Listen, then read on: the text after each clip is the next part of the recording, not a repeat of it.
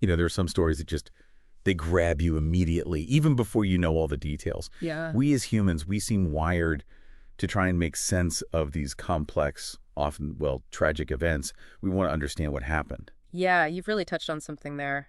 It's often the sheer incomprehensibility, especially when it involves a child, a young life, and such an unimaginable kind of betrayal. Mm.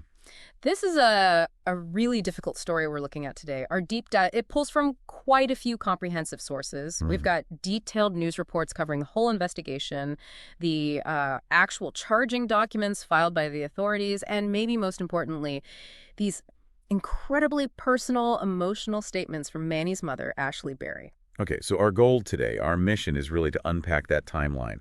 What happened when, and highlight the key evidence that led investigators to, their chilling conclusion. And maybe most importantly, try to understand the human impact. What this has meant for Manny's family, his community. We'll stick to the reported facts, and then we'll hear directly from his mother about her perspective, her fight. Absolutely. Okay, so let's start at the beginning, unpacking this. The last official contact from 16-year-old Jordan Manny Collins Jr. was very early morning, May 8th, 2025, around 4 a.m. Right, he'd reacted to a text message. That was the last digital footprint, essentially. And at that time, he was living with his father, Jordan D. Collins Sr., in an apartment in Columbia Heights. Correct. And this is where, things start to diverge almost immediately. His mother, Ashley Berry, she's the one who reported him missing, but that wasn't until May 12th. A few days later. Yeah, a delay there. And when she first spoke to Collins Sr., his story was that Manny had supposedly taken a bus to St. Paul back on May 8th, the day he was last heard from, to visit his grandmother and his girlfriend. But the crucial thing, obviously, is Manny never showed up at either place. That's an immediate red flag right there. And then you add in that last text Manny sent his mom. It was just after 4 a.m., 4:02 a.m. on May 8th. And it said, "Mom, I love you. I appreciate you. Thank you. And I'll see you soon." Wow. And his mother confirmed, that was his style. That's how he texted her. So given that message, that heartfelt message, and the father's story, what does Ashley Berry's gut feeling tell us? She said she knew right off the bat that something was wrong. Well, from an investigative perspective, that's huge. It speaks to, a mother's intuition, understanding established patterns. A kid sends an "I love you" text and then vanishes, especially when the parent he's with gives an inconsistent story. Yeah. It's a massive warning sign. And Ashley also mentioned another red flag, the father's behavior. Initially cooperative, she said. Okay. But then when, quote, "stuff hit the fan," he just stopped talking to law enforcement. That kind of shift, investigators pay close attention to that. Right, that change in cooperation is telling. And then, what really seemed to cement those early worries were the cell phone records. Oh, definitely. Manny's phone. It was turned off at 5:33 a.m. on May 8th, just about an hour and a half after that last text. Right. But then, crucially, it switched back on, just for 3 minutes, though, on May 11th. 3 days later. Yeah. And that brief ping, that signal connecting to a cell tower, it placed the phone right back at Collins Sr.'s apartment. And here's the kicker. The father's phone pinged there, too. Exactly. At the exact same time during that same 3-minute window. Both phones, same place, same time. So why is that detail, that short reactivation and the dual ping, why is that so critical for the investigation? Well, think about it. The phone wasn't just lost somewhere. Being off for days and then turned on briefly, especially inside the father's apartment, it suggests someone had the phone, someone was controlling it. Right. Manipulation. It provides a really critical digital breadcrumb. It puts the father directly with Manny's phone after Manny was supposedly gone on that bus trip. This kind of evidence. It can really sharpen the focus fast, shifting from missing person to potential crime scene. Okay, connecting the dots then. These early suspicions, the cell phone pings, it all led to the investigation escalating quickly. It did. On May 15th, just a week after Manny was last heard from, investigators got a search warrant for Collins Sr.'s apartment. And what they found inside was, frankly, disturbing. Yeah, very disturbing. They reported finding blood staining inside garbage bags, blood spatter on an apartment wall, and several knives described as butcher and hunting-style knives. And something else was noted, too, right? Missing items. Yes. A piece of a mattress was missing, and a section of the carpet had been cut out and was gone. So beyond just the horrific nature of finding blood, what does that specific evidence, the missing carpet, the blood in garbage bags, those types of knives suggest about what might have happened. It points towards a pretty deliberate effort, maybe even panicked, but deliberate, to conceal something, to clean up. Missing carpet, missing mattress sections. That strongly indicates someone trying to remove physical evidence of, well, likely a violent act. Blood in garbage bags, along with those specific knives. It suggests, grimly, an attempt maybe to dismember or at least package remains for disposal. To make it harder to find. Exactly. That level of concealment often implies a clear intent to cover up what happened. It's just chilling. And the DNA testing, inevitably, it confirmed the blood was Manny's. Yes, that solidified everything. And then investigators got another huge piece of the puzzle. Video evidence. Crucial. Absolutely crucial. The video apparently showed Manny's body being placed in a dumpster there in Columbia Heights. And that dumpster's contents, they ended up in a garbage truck. That was the breakthrough they needed. It gave them a trajectory. Instead of searching everywhere, it told them where to look, essentially. It transformed an almost impossible search into something targeted, right? But still, a massive undertaking. Oh, immense. Searching a modern landfill. It's finding a needle in a haystack doesn't even cover it. It's vast, complex, and frankly, unpleasant work. So by June 7th, they were deep into searching a specific landfill near Elk River, based on that garbage truck route. Hundreds of searchers involved. A huge effort speaks volumes about their dedication. And then, tragically, on June 28th, they found him. Manny's body was located at the waste management landfill in Elk River. Yeah, and there was a detail noted when he was found. He was wearing a black windbreaker. He was, which was consistent with what his father had initially told police Manny was wearing when he supposedly last saw him heading for that bus. Wow. Okay, so the autopsy. What did that reveal? The results just confirmed the horror. Manny had been decapitated, the instrument used was determined to be a knife, and the manner of death was officially ruled a homicide. Just unimaginable. And Collins Sr.'s explanations after the body was found. They didn't hold up. He tried to explain the evidence found in his apartment. He claimed he'd cut the mattress and carpet because he was cleaning up his own blood from some injury. His own blood. That was his claim.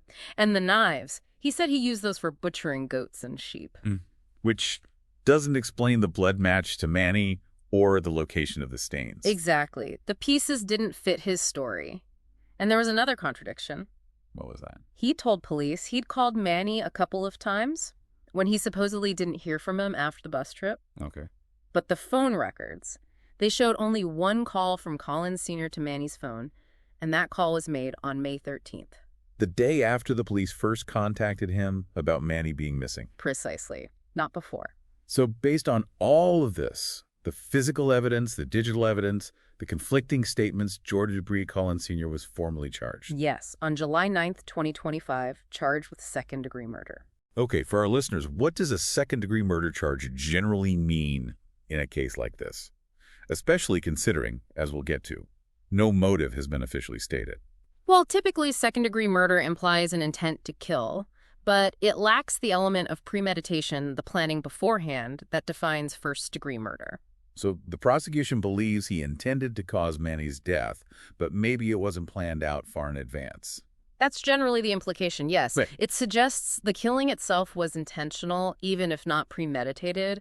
And you're right, motive isn't strictly required to prove the charge of second-degree murder, legally speaking, though, of course, prosecutors usually try to establish one for the jury.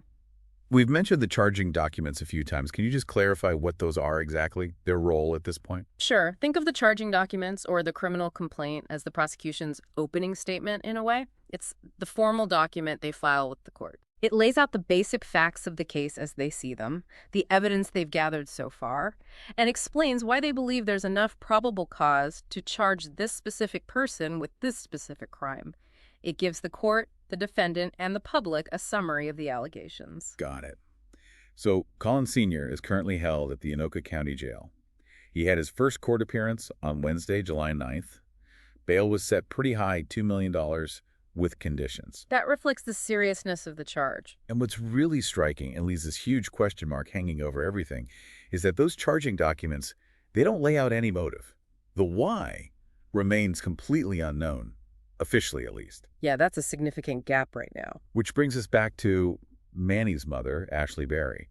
Her heartbreak, but also her her determination. It's incredibly powerful. Absolutely. She made this emotional plea saying, I'm hoping my son get the justice he deserves, and I hope this person doesn't get away with what they've done. You can feel the pain, but also the resolve in those words.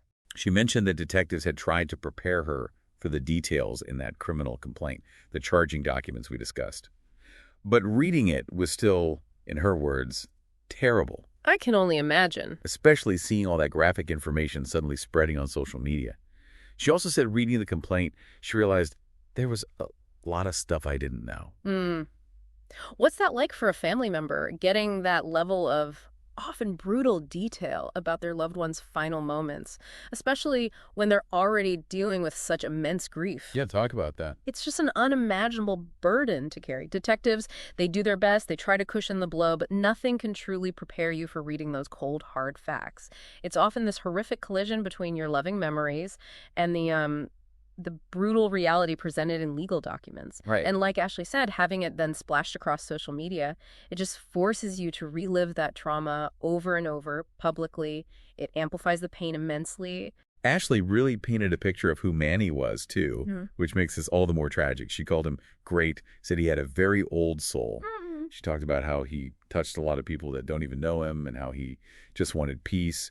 Very family-focused, apparently a bit of a ladies' man. Sounds like a typical vibrant teenager in many ways. Yeah. Loved skateboarding, basketball, water parks, video games, YouTube, playing with their pets.